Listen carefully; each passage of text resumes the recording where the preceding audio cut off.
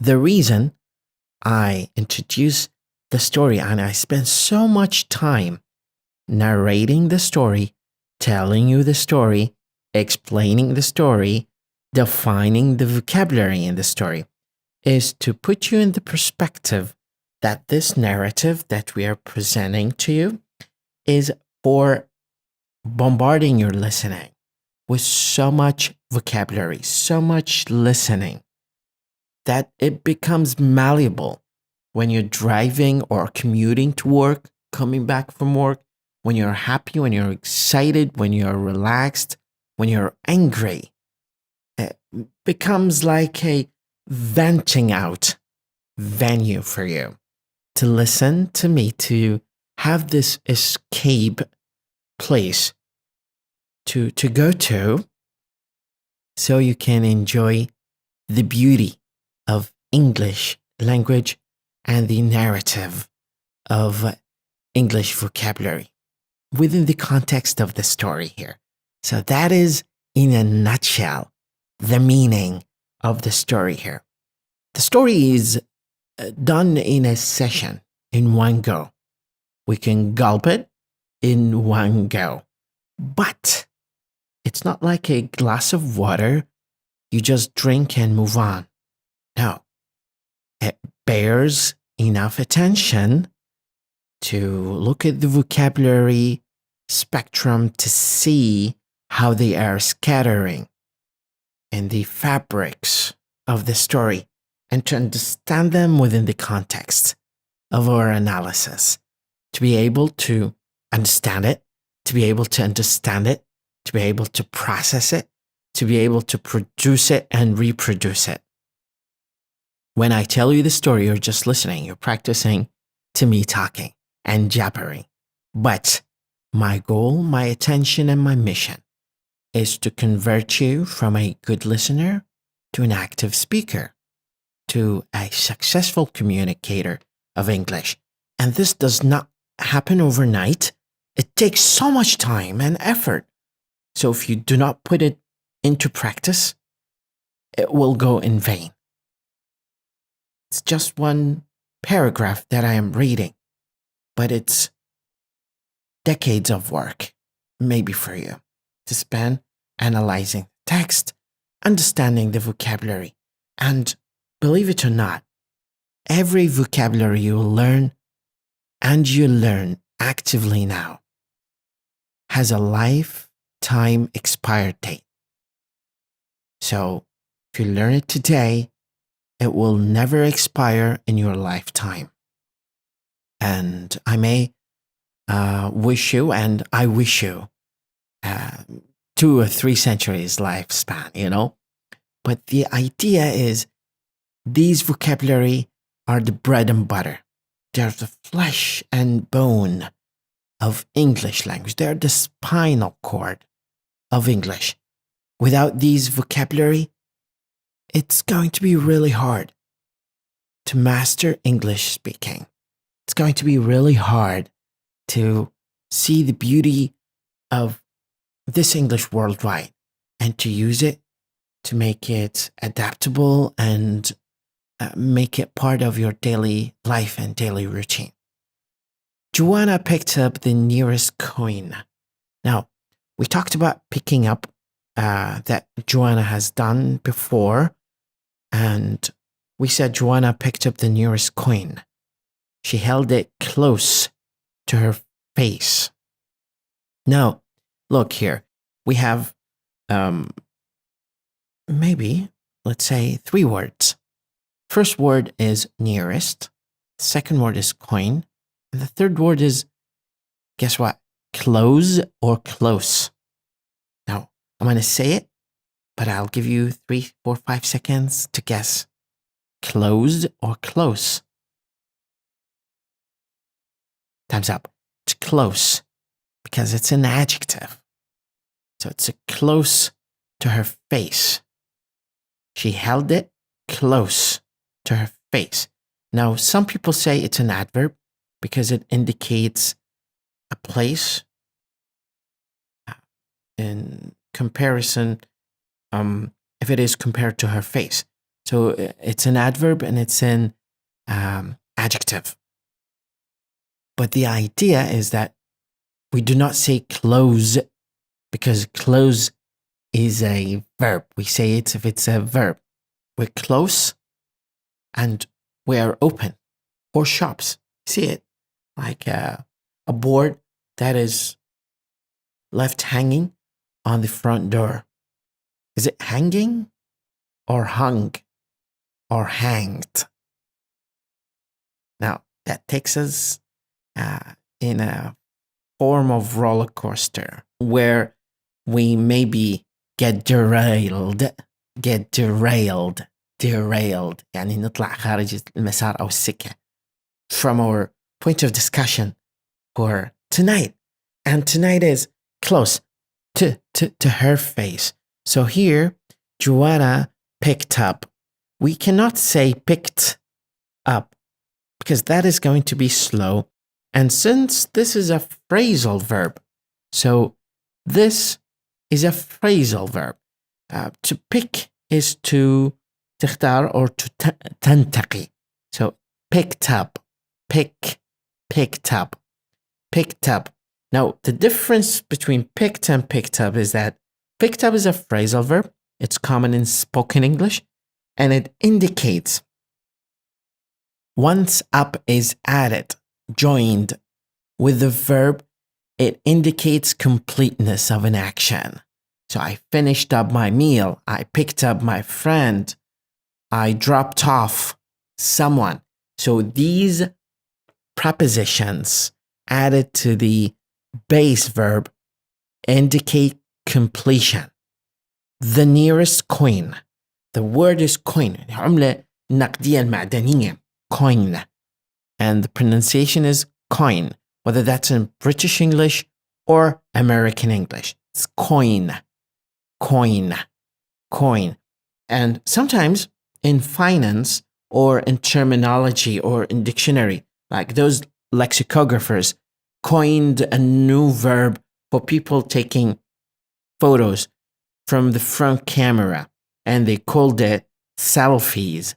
So selfie is a new coined term, which means ابتكر أو اخترع أو قام بإيجاد فعل. So far, we have picked up, we have nearest. Nearest is a gradable superlative adjective. So it's not near, it's not nearer, it's nearest. Nearest takes the highest level of nearness here.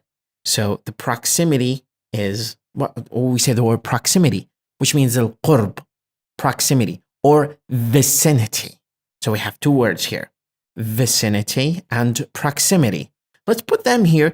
I'm going to mess up the story, but it's for the advantage of you learning two more vocabulary. So let's start with proximity. So it's proximity. The other word is vicinity.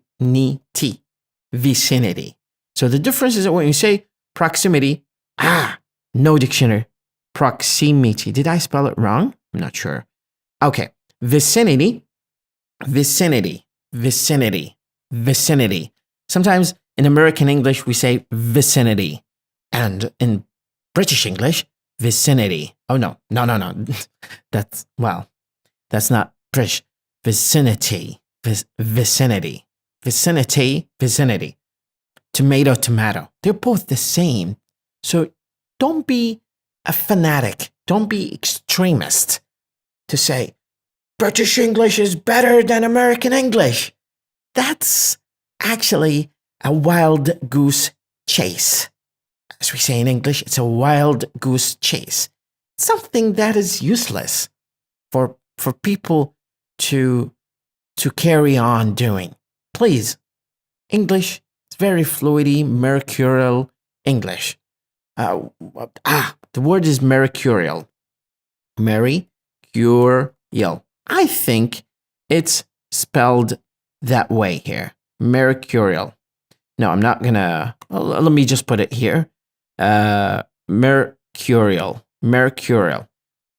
زئبقي متغير or volatile, volatile, or volatile, volatile, volatile in British English, or look, volatile, volatile, or in American English, we normally say volatile. Now, this word means متغير, متطاير, متقلب. We say it volatile or volatile. They're both the same, mercurial. So we have learned a couple of words. I'm sorry, I have this kind of like obsession with vocabulary that I throw on the table for you to learn. And remember, when you don't know the vocabulary, it doesn't mean that the vocabulary is not common. It's that you either haven't heard this vocabulary enough, you haven't listened enough, of course, and this is you who will take the blame for. Or the word is just completely academic and it's not surfacing the common communication on daily basis. It was real. So it was close. She held it close to her face. It was real. Now let's move on to the second paragraph. She picked up the other coins, 3 pennies. Now, for people who do not know pennies يعني هم السنتات. بنس. سنت. هذا العملة يسمونها penny. يعني ما عنده مثلا ولا penny أو مبلغ ضئيل جدا. مليم. Pennies.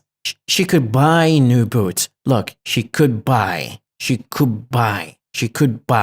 Now when we say the words, we say them as clusters, as chains. We don't normally say she could buy new boots now. That's actually not the normal English, because your mouth role is to chop the air coming out of your lungs. So it's a chopper. Your mouth is a chopper. So it chops the pieces, but it chops them in a way that makes sense. And this is the miracle of English and miracle of any language.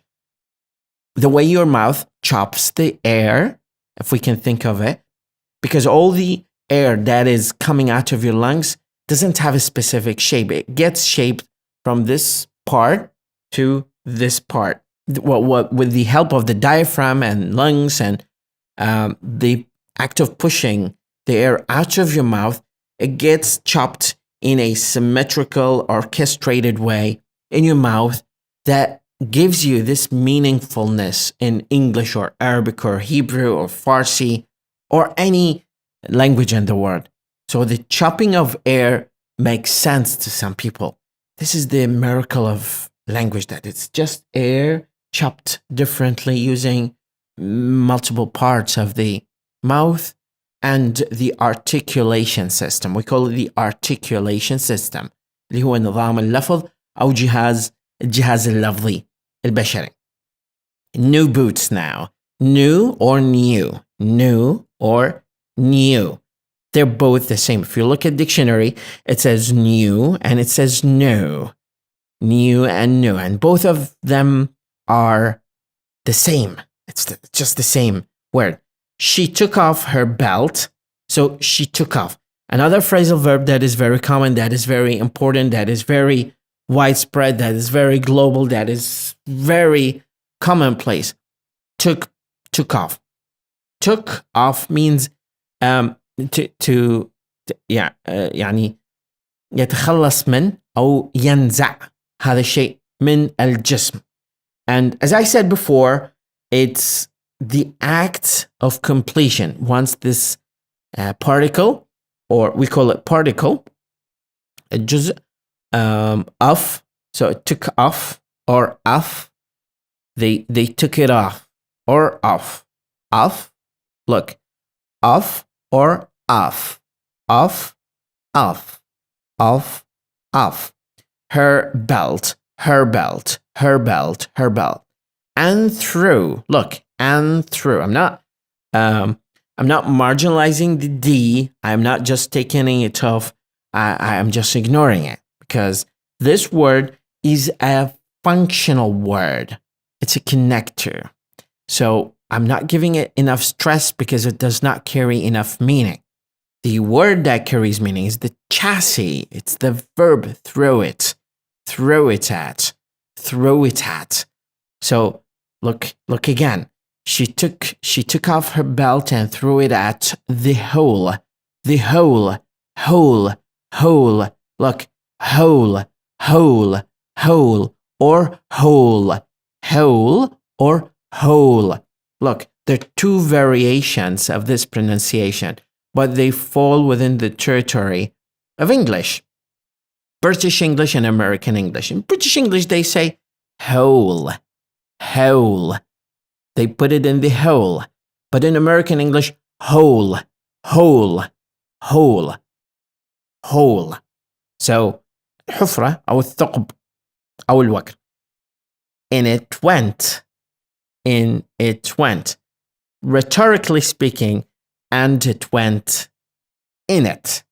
But this phrase written that way carries some poetic / metaphorical / rhetorical meaning and connotation. And more coins flew back. Look, flew is the past of fly. Flew,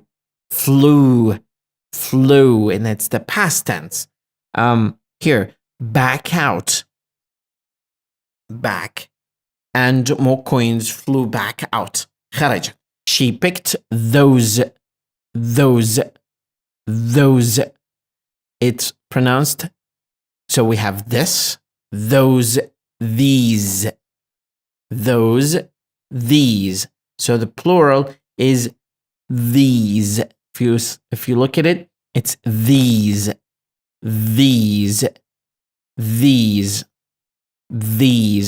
So those, these.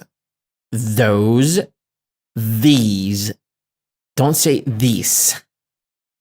It's not like that. It's these, those, these. 2 and counted them. Look here, D and T are 2 dental D and T. There's some air gets compressed here and then released. So it's dental. It's من الأصوات اللي تتشكل من خلال وجود أسنان وشفاه. To compress the air and then suddenly release it. So when these 2 are neighbor sounds, these 2 plosives are neighbor sounds. So we have pe, be, te, de, ke, ge. When fe, ve, se, ze, she, je. But the plosive ones are pe, be, te, de, ke, ge. So it gets some air compressed and released. 10 pennies. Enough for boots and a. Enough for boots and a simple belt. Look, and a simple. Now I'm saying and a, but I didn't say it here.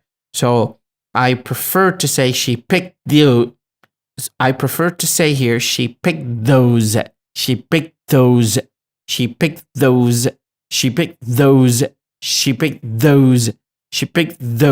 And here we say and because D gets released after the vowel sound here. Schwa. Simple belt. Look, here we have pa and which is voiceless, and ba, which is voiced. Voiced means it makes some vibration in the mouth. It makes some vibration in the vocal cord. So when you put 2 fingers here, you'll notice that you're having some vibration here. Now, the problem with native speakers of Arabic, EFL context, Middle East in general, they have difficulty with P, and especially in words that have voiced sound and voiceless sound. For example, we have the word conversation. So just because we have V, which is voiced, they tend to articulate the S as Z because in the mouth, it's closer to V. So they say conversation. But in fact, it's conversation. And that's where you listen to the speaker and you say, I think this person is from Middle East because he's saying that sound in this way. And this is just a true indicator he's coming from the region of Middle East or from Iraq, to be more specific. So in conclusion, this is not the end of the story. We're almost half the story. But the idea is not the story. The idea is learning vocabulary from the story. The idea is listening to me talking about the story. The idea is trying to articulate and repeat in monotonous way sometimes. And I have to admit that the stories are relatively longer than normal because this is the way of English. We cannot learn English from short videos. Please, if you're listening to TikTok, I'm available on TikTok, but that doesn't mean that I have to jump the wagon and create 3 or 10 second video. It's nonsensical in a way that knowledge doesn't come from shortness, from brevity. Sometimes you have to be light to satisfy the audience. But please, you have to understand that learning English is not about spending 10 seconds on this video and jumping to another video. I know people are coming from the fact and from the idea that, okay, so this is the new trend. This is the way technology is conducted right now, where social influencers are creating short videos. So you have to jump the wagon and create short videos like 10 seconds. Please, nobody has learned medicine. Nobody has learned economy. Nobody has learned math from 10-second videos. I learned English on the roof of my house during July, during summer, scorching summer of Iraq, where I was barefoot most of the time, sitting and getting that kind of scorching heat touching my skin. And I was holding a newspaper and I repeat the words again and again. I didn't have a sound dictionary. I didn't have a sonic dictionary. I was just depending on the way of the transcription and what I learned during college and what I listened to from the audio recordings. I was in a position that I didn't have the same privileges that you do have right now. With the tip of your finger, you can access the Apple Store, you can access Google Play, you can install hundreds of dictionaries. But sometimes when you lack resources, you learn better because you will have a vision and a plan. But when you have this kind of universe of applications, I always associate that kind of example with a person going into a mall and trying to buy a product for himself or herself. And he's finding the same product, but so many varieties of from different companies that are manufacturing and making the product in different ways. And person who's not a specialist, who's not selectively knowing what he wants or what he needs, will jump into the thing that is interesting, that is common, that is, purchased by the mass. And that is not the solution. Everyone has his own needs. Everyone has his own preferences. Everyone has his own ways of learning. So we cannot just overgeneralize. We cannot generalize this on pretty much everyone. Everyone learns differently, but most of people fall in the middle of the bell curve. And what I'm trying to tell you here in this lesson, short videos are not going to teach you anything except for specific vocabulary. And that's it. They're not going to teach you the wisdom. They're not going to teach you the active learning of English. In order to learn English, you have to go the extra mile. You have to spend hours listening. You have to spend hours recording yourself, whether you're using your phone, your camera, or your recorder, and trying to say, well, good morning, I'll tell myself the story here. And the story is this and this and this. And I will tell you the story because I'll spend 5 minutes speaking to myself, saying what I need to practice to present. Imagine that I have print a picture of people watching you, like 10, 20, printed using black and white or color, and put it in front of your laptop and say to them, use a microphone, use your cup, okay? There's your cup like this. Sorry, I spilled the coffee. And say, good morning. Today I'll present to you my story of life. And then you talk for 5 minutes. I have a list of probably 20 stories. Well, actually 40. I have 40 stories on YouTube. And these stories are from different cultures. And I try to make them as simple as possible and as presentable as possible by incorporating so many vocabulary. And I put this list of vocabulary in the story to form a benchmark for you. If you learn the story, if you know how to tell the story, to narrate the story after me, exactly what I said a couple of days. And I say it all the time, that if you want to learn the story, you have to tell it. You have to tell it multiple times.